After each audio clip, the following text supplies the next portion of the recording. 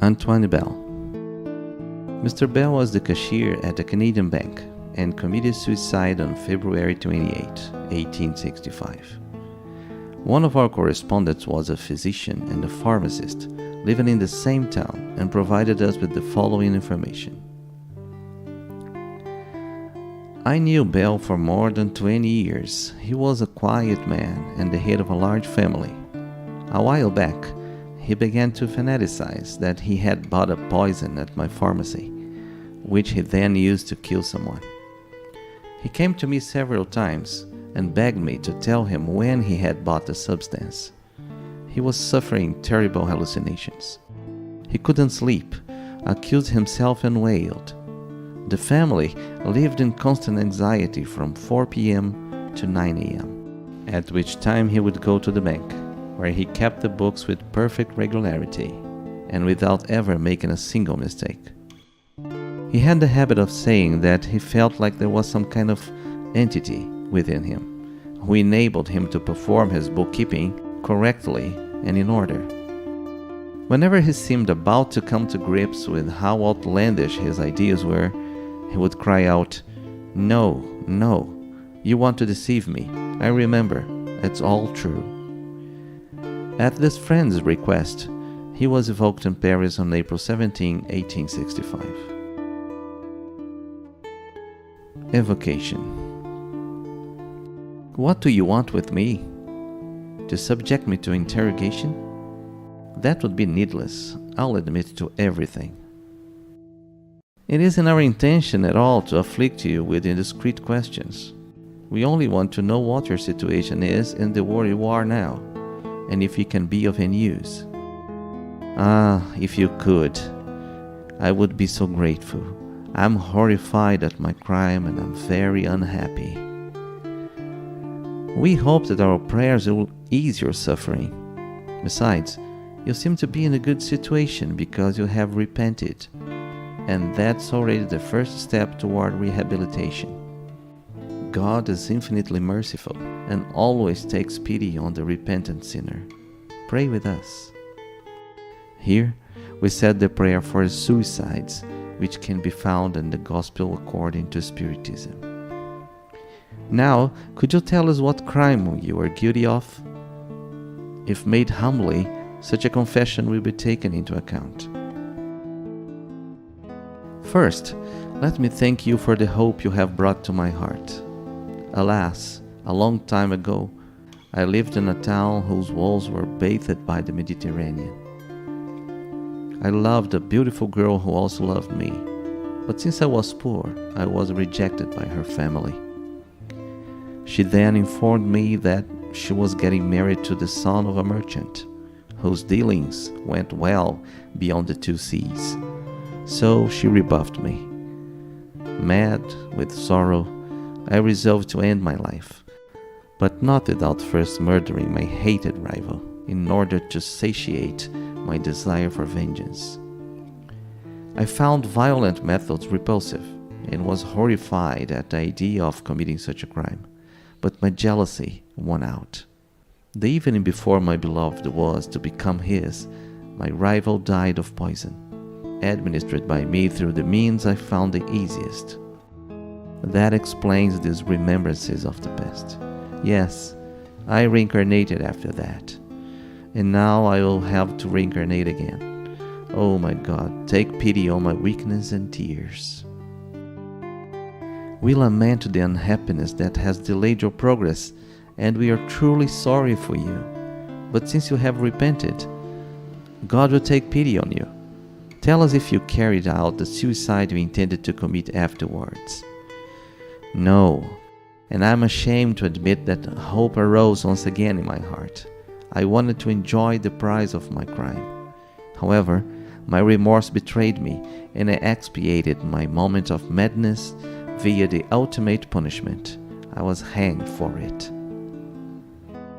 During your latest incarnation, were you at all aware of the evil deed you had committed in the other one?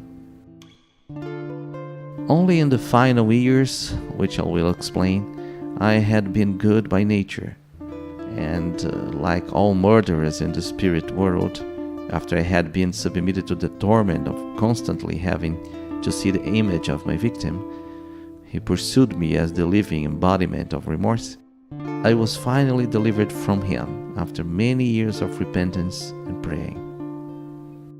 I then began my latest existence, which I lived peacefully and meekly. I had a vague intuition of my innate weakness, as well as my former wrong, which remained in my memory in a latent state. An obsessing and vengeful spirit, however, who was none other than my victim's father, easily took hold of me and made me relive in my heart, like a magic mirror, the memories of the past. Alternately influenced by him and my protecting guide, I was both poisoner and the family man who was earning a living to support his children. In the clutches of that obsessor demon, I was pushed to commit suicide. I am very guilty, it is true, but less so than if I had decided by my free will alone. Suicides of my category, who are too weak to resist such spirit obsessors, are less guilty and punished less than those who abandon life solely through their own will. Pray with me for the spirit who so fatally influenced me, that he may renounce his sentiments of vengeance. Pray for me too, so that I might acquire the strength and energy needed not to fail in the trial of my intentional suicide, to which, I have been told, I will be submitted in my next incarnation. To the Medium's Guide. Can an obsessor spirit actually drive someone to commit suicide?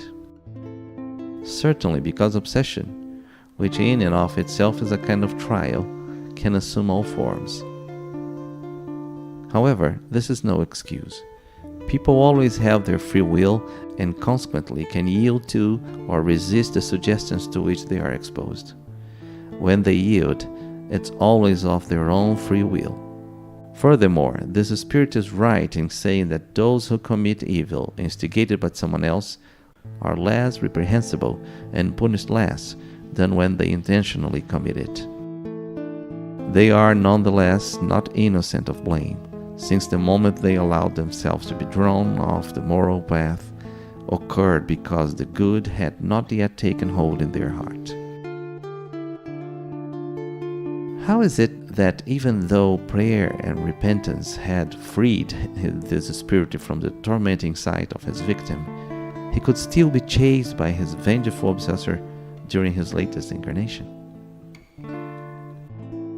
As you well know, repentance is only the first step toward rehabilitation, and it's not therefore sufficient to free the guilty spirit of all its punishment. God is not content with mere promises. Actions are required to prove the commitment to return to the upright path. That's why a spirit is submitted to new trials which strengthen it, and which at the same time enable it to acquire an even greater merit after emerging triumphant. A spirit is open to the persecution of evil spirits until they sense that it is sufficiently strong to resist them. Then they leave it alone, for they know their attacks will be futile. These last two examples have shown us the renewal of the same trial in successive incarnations for as long as it is not effectively overcome.